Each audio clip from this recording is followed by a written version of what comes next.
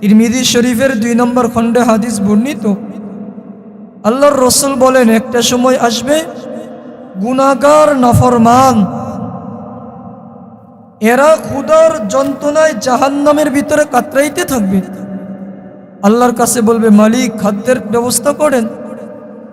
আল্লাহ খাদ্য দিবেন, দরিয়া নামক এক ধরনের খাদ্য, যেটা তাদের পেটের খিদাও নিবারণ করবে না, আবার মোটা তাজাও বানাবে না। বিদায় আল্লাহর কাছে আবার বলবে, মালিক খিদা তো মিটলো না, আরেকটা দেন। তখন আল্লাহ দিবেন জাক্কুম, ভয়ঙ্কর বিষাক্ত খাদ্য, কাঁটাদার।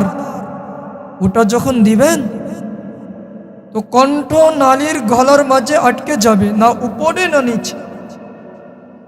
ও আল্লাহকে চিৎকার দিয়ে বলবে, মালিক খাদ্য তো গলার ভিতরে আটকেই গেল, উপরও যায় না নিচেও যায় না,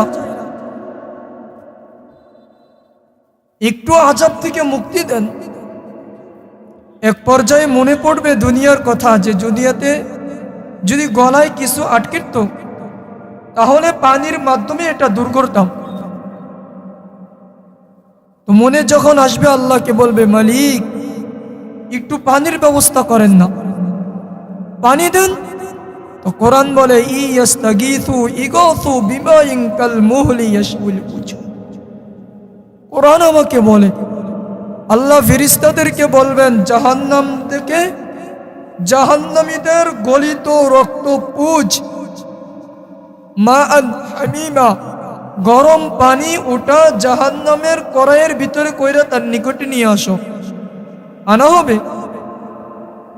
আল্লাহর রসুল বলেন, এই কড়াই যখন তার চেহারার সামনে নেবে, উপরের ঠোঁটটা সাথে সাথে সংকুচিত হইয়া মাথার উপরে চলে যাবে, নিচের ঠোঁটটা সংকুচিত হইয়া নাভিতে পর্যন্ত ঝুলে যাবে। হায় মেরে দোস্ত, আজ বুঝি না। এরপরে আল্লাহকে বলবে, মালিক খাদ্য তো দিলেন, ওটা পেটের ভিতরে গেল, যাইতে দেরি। কোরআন বলে, ফাকাত্তা'আহুম, পেটের নারী বুড়ি ছিন্ন বিচ্ছিন্ন কইরা পায়খানার রাস্তা দিয়ে বের হয়ে যাবে। এমন অবস্থায় থাকতে থাকবে 1 বৎসর আর 2 বৎসর না, 70,000 বৎসর আল্লাহকে কাঁদবে আর বলবে, মালিক আযাব থেকে একটু মুক্তি দেন, আযাব থেকে মুক্তি দেন। আর এই 70,000 বৎসর দুনিয়ার হিসাব না, আখিরাতের হিসাবে। কোরআন বলে, মিকদারুহু 50 আলফ সানা, যেই আখিরাতের একদিন হবে 50,000 বৎসরের সমান, ওরকম 70,000 বৎসর করবে। আফসোস করতে করতে এই হাত আঙ্গুল থেকে কামড়ানো আরম্ভ করবে।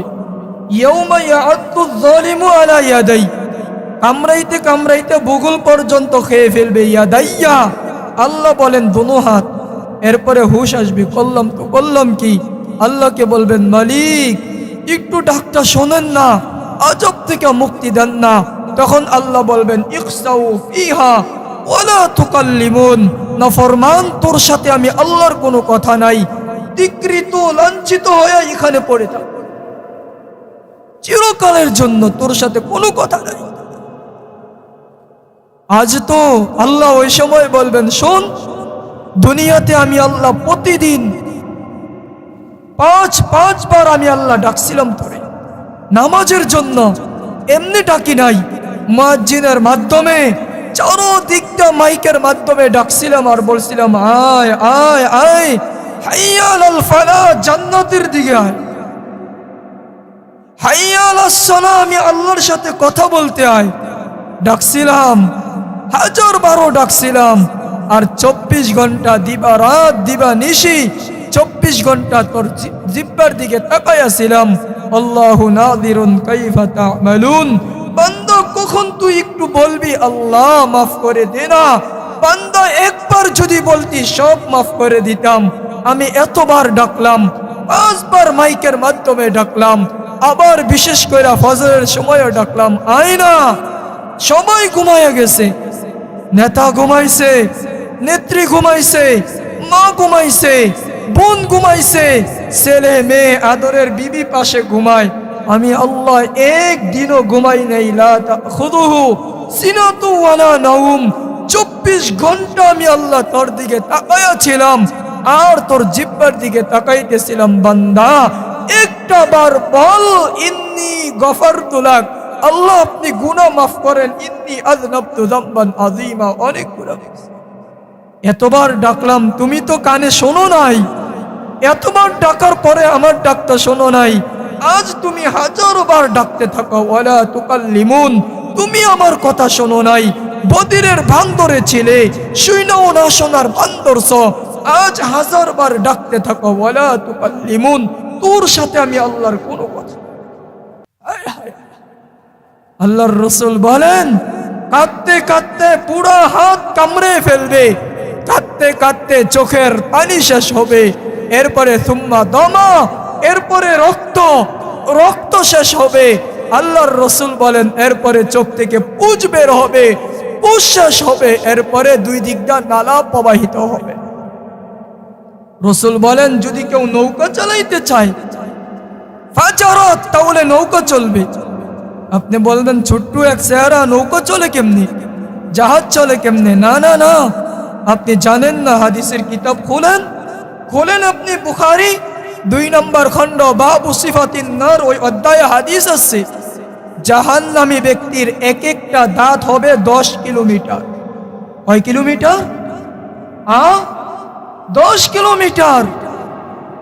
এই হিসাবে উপরের মারিটা হবে 160 কিলোমিটার, নিচের মারিটা হবে 160 কিলোমিটার, দুই মারি মিলায়া হবে 320 কিলোমিটার।